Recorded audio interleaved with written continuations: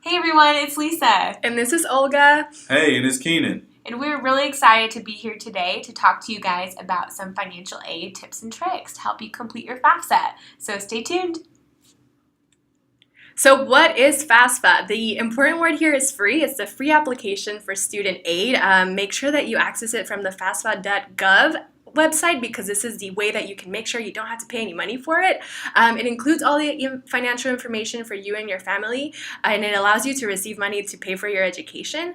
Another big thing to remember is that you have to fill this out every year. So even though you already graduated high school and did it once, you have to do it throughout your college years as well. Every year it opens on the same date, October 1st, and this is how once you fill it out, this is how you realize how much free money you're able to get from the government to pay for school.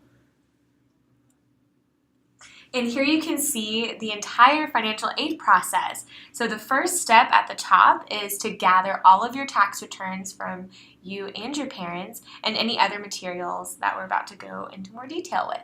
The second step is completing the FAFSA. That's our biggest step right now and the most important one in order to qualify for financial aid, and we're going to go into more detail about that. But an important note about this process is that it's not over once you submit your FAFSA.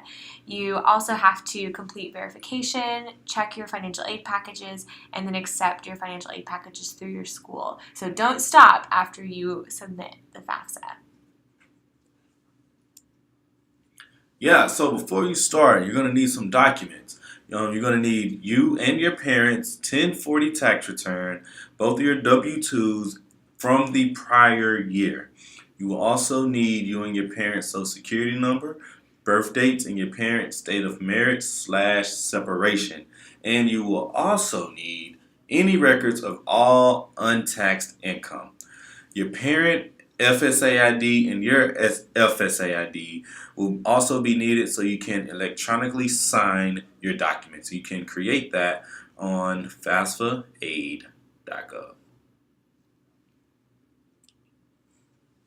A few more helpful hints to know before you start. Double check that your name and social security number match the information on your social security card and also your parents' cards.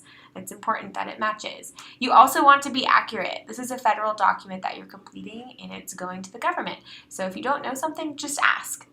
Make sure you write down your FSA ID and password in a safe place, both you and your parents, because you'll need this every single year that you're in college when you fill out the FAFSA. Also, you want to check over your FAFSA before you submit it, so we highly recommend that you have either your program coordinator or college advisor or counselor check that over for you, make sure everything looks good to go. Also, when you are filling out the FAFSA, you want to select the correct application for the school year that you are going to college. So if you're graduating high school in 2018 and entering college in the fall of 2018, you'll fill out the FAFSA for 2018-2019.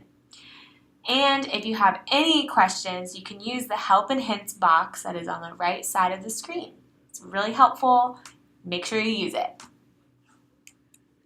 So now that you submitted your FAFSA, it'd be really useful to get familiar with two abbreviations. We have the SAR, which is the Student Aid Report, and also the EFC, which is the Expected Family Contribution.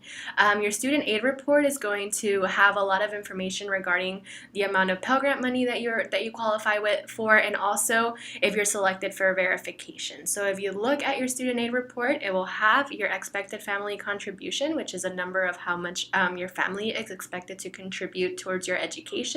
And if you see an asterisk next to it, then you know that you have been selected for verification. What this means is that you will have to send additional documents to both the IRS and your school to show proof of yours and your parents' income. And as always, if you have any questions, please contact your PC or your college success advisor.